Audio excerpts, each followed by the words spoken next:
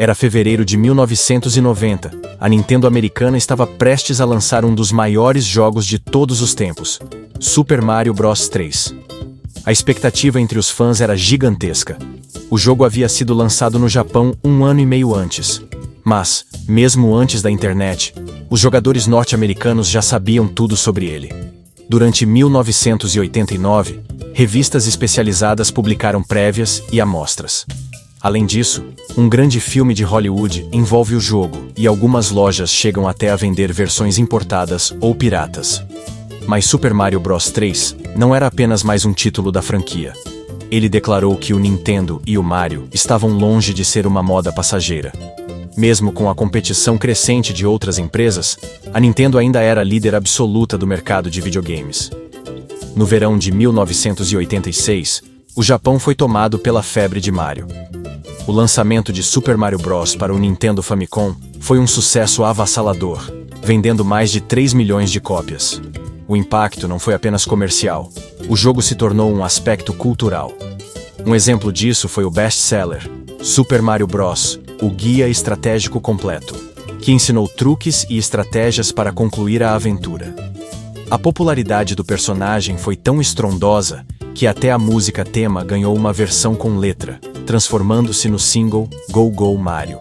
Super Mario Bros. Não era apenas um jogo, era uma revolução. Ele redefiniu o que as pessoas pensavam sobre videogames. Antes dele, muitos críticos e até mesmo autoridades governaram com desconfiança para essa forma de entretenimento. Como destacou Hiroshi Imanishi, representante da Nintendo, o jogo trouxe uma energia otimista que mudou essa percepção.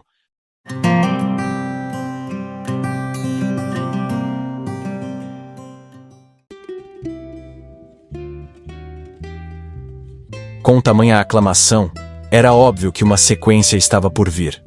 Super Mario Bros. 2 chegou ao Famicom em junho de 1986, menos de um jogo após o lançamento do primeiro.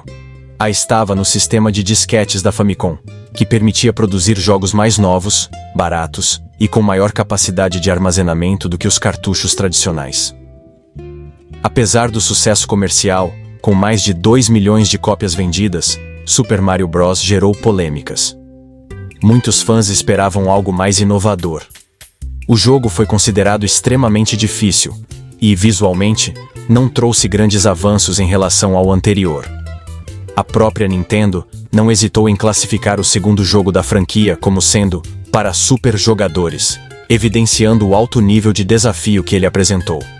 Foi então que uma equipe de pesquisa e desenvolvimento, liderada pelo visionário Shigeru Miyamoto, decidiu criar o que seria a versão definitiva da Miyamoto, que havia dado vida ao Mario em 1981, estava ansioso para assumir novamente o controle total do desenvolvimento. Ele havia se afastado parcialmente durante a criação de Super Mario Bros. 2 devido às responsabilidades de sua paternidade, mas agora retornava com toda a força. A produção de Super Mario Bros. 3 reuniu uma equipe de talentos exclusivos, entre eles, Takashi Tezuka, que desempenhou um papel fundamental como diretor do jogo. Tezuka, já experiente após seu trabalho em Super Mario Bros. 2, estava preparado para enfrentar o desafio de criar algo verdadeiramente inovador. Outro nome de peso foi Toshihiko Nakago, o principal programador, que trazia sua experiência desde 1983, quando iniciou sua carreira na Nintendo trabalhando em jogos de arcade. Além disso, a trilha sonora inesquecível do jogo foi obra de Koji Kondo, pioneiro na equipe de música da Nintendo, cuja composição adicionou uma nova camada de magia à experiência dos jogadores. Jovens designers, como Kensuke Tanabe, Katsuya Eguchi e Hideki Kono, também participaram ativamente, colocando toda a sua paixão no projeto. Com um tempo tão talentoso, Miyamoto estava determinado a criar um jogo que se tornaria o ápice da franquia. Para que Super Mario Bros. 3 se torne realidade, a Nintendo precisou apostar em avanços tecnológicos inovadores. O hardware do Famicom evoluiu graças aos chips MMC, controlador de memória múltipla, que forneceram o poder de processamento necessário para a ambição do jogo. O chip MMC3, em particular, permitiu a inclusão de gráficos melhorados, rolagem diagonal, divisão de tela e maior capacidade de memória. Esses avanços possibilitaram à equipe explorar novas ideias, Takashi Tezuka, por exemplo, deixou claro que queria evitar repetir fórmulas já usadas. Ele afirmou: "Criamos Super Mario Bros. 2 mudando a dificuldade do original e redesenhando as fases, mas desta vez, queríamos mudar T." No início do desenvolvimento, a equipe chegou a testar uma perspectiva isométrica para o jogo, mas Shigeru Miyamoto rejeitou a ideia. Ele acreditava que essa abordagem teria uma jogabilidade fluida e intuitiva, que era uma marca registrada de Mario. Essa ideia de perspectiva isométrica foi descartada porque alterava a sensação de profundidade e tornava mais difícil controlar o personagem. A equipe projetou manter a perspectiva lateral clássica, que já era marca registrada da série. A filosofia da equipe era criar jogos atléticos, onde o personagem pudesse correr livremente, pular com facilidade e interagir com o cenário de forma dinâmica. Miyamoto acreditava que esse estilo agradaria tanto aos jogadores iniciantes quanto aos mais experientes, garantindo diversão sem se tornar monótono. Assim, a equipe focou em tornar Super Mario Bros. 3 ainda mais. No quesito gráfico, o jogo recebeu uma transformação completa. Diferente dos títulos anteriores, todos os elementos, desde personagens e inimigos até itens e ambientes, foram redesenhados. A estética mais fofa e detalhada refletia a visão de Takashi Tezuka, que acrescentava expressividade aos objetos, fazendo com que até árvores e arbustos parecessem vivos. O mundo de Mario tornou-se mais vibrante e teatral, com toques como cortinas subindo para revelar novas fases e plataformas suspensas, e blocos parafusados no fundo. Mario agora tinha 8 mundos para explorar, cada um com um tema único, como campos de grama, desertos quentes, oceanos profundos, céus infinitos, reinos de gelo e labirintos misteriosos. Para conectar essas áreas, a equipe criou um mapa visto de cima, permitindo que os jogadores escolhessem o caminho a seguir até o objetivo final. Alguns dizem que a ideia desses mundos interligados pode ter sido inspirada por uma viagem de Miyamoto e sua equipe aos Estados Unidos, onde visitaram locais como Nova York, São Francisco e Disney World, em Orlando. A estrutura do jogo, com diferentes mundos conectados por castelos, lembra o layout do parque da Disney, onde o castelo da Cinderela serve como ponto central para explorar as diversas áreas. Embora isso nunca tenha sido confirmado oficialmente. Além dos gráficos e mapas inovadores, Super Mario Bros. 3 trouxe novidades. No entanto, voar foi considerado um poder muito forte. Para equilibrar o jogo, os programadores impuseram regras. Mario só poderia voar após pegar impulso correndo, e a habilidade seria temporária.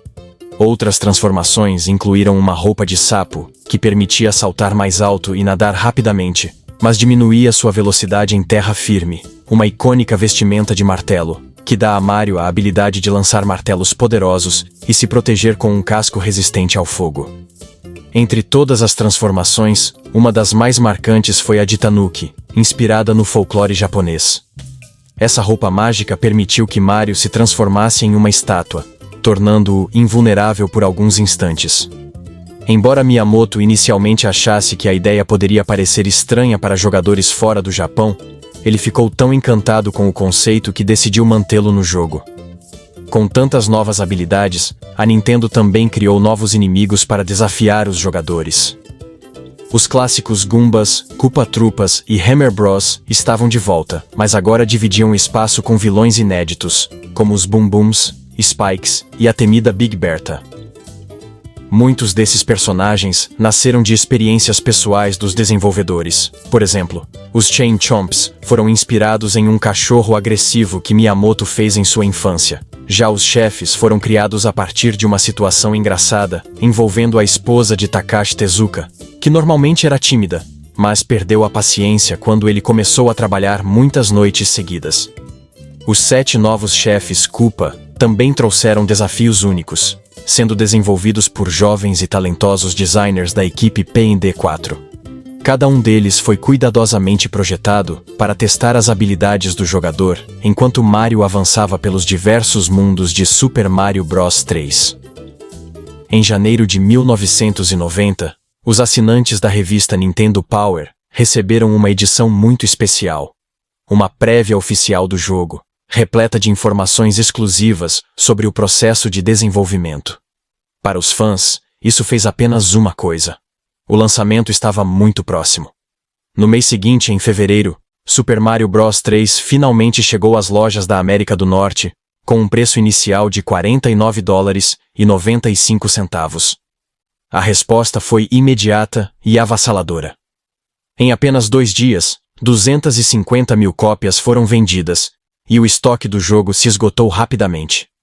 A alta demanda era tão intensa que as lojas ficavam sem unidades no mesmo dia em que recebiam os carregamentos.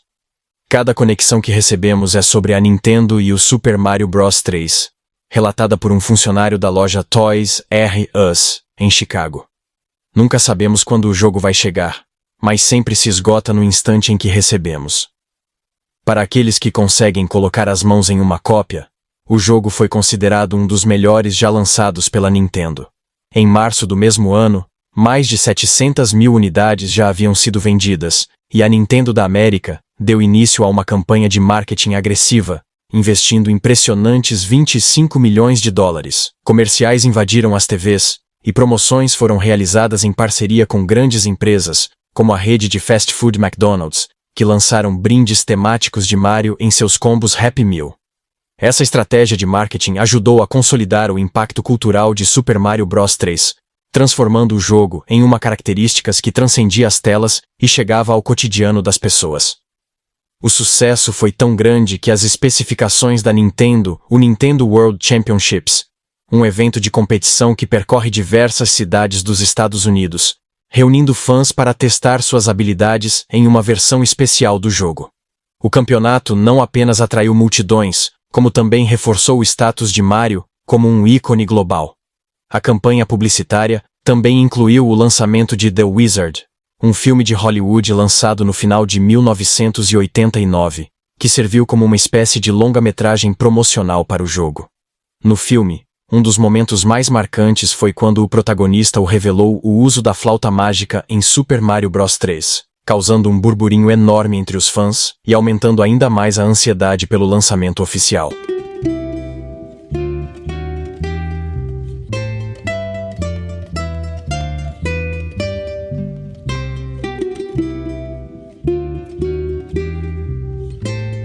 Com suas vendas estrondosas e impacto cultural, Super Mario Bros. 3 não só se tornou o jogo mais vendido do Nintendo Entertainment System, com mais de 17 milhões de cópias comercializadas mundialmente, mas também marcou um ponto de virada na história dos videogames. Ele definiu padrões de design, tendências distribuídas que seriam seguidas por décadas, e solidificaram a Nintendo como a líder absoluta da indústria naquele período. Até hoje, Super Mario Bros. 3 é realizado como um dos maiores jogos de todos os tempos. Seu impacto vai além das memórias nostálgicas. Ele é um exemplo de como inovação, paixão e criatividade podem criar algo verdadeiramente atemporal. E assim, o legado de Mario, iniciado por Shigeru Miyamoto e sua equipe visionária, continua a crescer, levando o personagem a novas aventuras e garantindo que sua influência fosse sentida por gerações de jogadores. A Nintendo também passou por desafios legais ao ser investigada pela Comissão Federal de Comércio, que examina possíveis práticas anticoncorrenciais, como a fixação de preços. Embora a empresa tenha negado qualquer irregularidade, ela foi obrigada a ofertas que somaram até $25 milhões para seus clientes. Super Mario Bros. 3, por sua vez, teve um impacto que vai muito além dos números. O jogo vendeu mais de 17 milhões de cópias no mundo todo, e seus relacionamentos aumentaram essa cifra para cerca de 30 milhões. No entanto, o impacto foi ainda mais profundo. Super Mario Bros. 3 provou que os videogames poderiam oferecer aventuras imersivas, superando a experiência dos jogos de arcade. Shigeru Miyamoto, o criador de Mario, tornou-se uma verdadeira estrela. Celebridades como Paul McCartney e Steven Spielberg viajaram até o Japão para conhecê-lo. Esse sucesso consolidou sua posição como líder nos lançamentos futuros da Nintendo, como Super Mario World, que se tornaria o título de lançamento do Super Nintendo, o novo console de 16 bits da empresa. O sucesso de Mario desenvolveu outros desenvolvedores a criarem seus próprios mascotes. A Sega, por exemplo, lançou o Sonic the Hedgehog, que apareceu em 1991 no Sega Genesis, iniciando a famosa guerra de consoles dos anos 90. E, mesmo depois do lançamento do Super Nintendo, Os fãs continuaram jogando e adorando Super Mario Bros 3. O jogo foi incluído entre os 20 melhores da Nintendo pela revista Nintendo Power, até a descontinuação do NES em 1995. Para muitos, as memórias de infância com o NES estão profundamente conectadas a Super Mario Bros 3, um jogo inovador e nostálgico que superou todas as expectativas. Takashi Tezuka, que considera Super Mario Bros 3 sua primeira obra-prima, ainda supervisiona quase todos os novos jogos de Mario na Nintendo. Toshihiko Nakago, atualmente presidente da Nintendo Research and Development, foi responsável por programar vários jogos e continua sendo um pilar da empresa. Koji Kondo, compositor da trilha sonora de Super Mario Bros 3, ainda é o responsável pelas músicas da Nintendo. Kensuke Tanabe, produtor de vários títulos da franquia Zelda, segue colaborando com a Nintendo e produtores externos. Kazuaki Morita, diretor de sistemas e responsável por grandes jogos como The Legend of Zelda, também teve papel crucial no sucesso de Super Mario Bros 3. Katsuya Eguchi, criador de Animal Crossing, iniciou sua carreira com Star Fox e se tornou uma figura importante na Nintendo. Hideki Kono, co-diretor de Super Mario Kart, agora supervisiona os jogos móveis da empresa. Howard Phillips, ex-funcionário da Nintendo, agora trabalha na LucasArts, e Super Mario Bros 3 foi um dos jogos mais elogiados durante seu tempo na empresa. Peter Mayne, ex-presidente da Nintendo América, foi essencial para o sucesso da empresa antes de sua aposentadoria. Shigeru Miyamoto, ainda diretor representante da Nintendo, é amplamente reconhecido como um dos maiores designers de jogos de todos os tempos. E se você quiser saber tudo sobre o mundo dos games e as grandes aventuras que marcaram a história, já se inscreva aqui no canal e dê aquele like, pois isso ajuda muito o nosso trabalho. Até o próximo vídeo.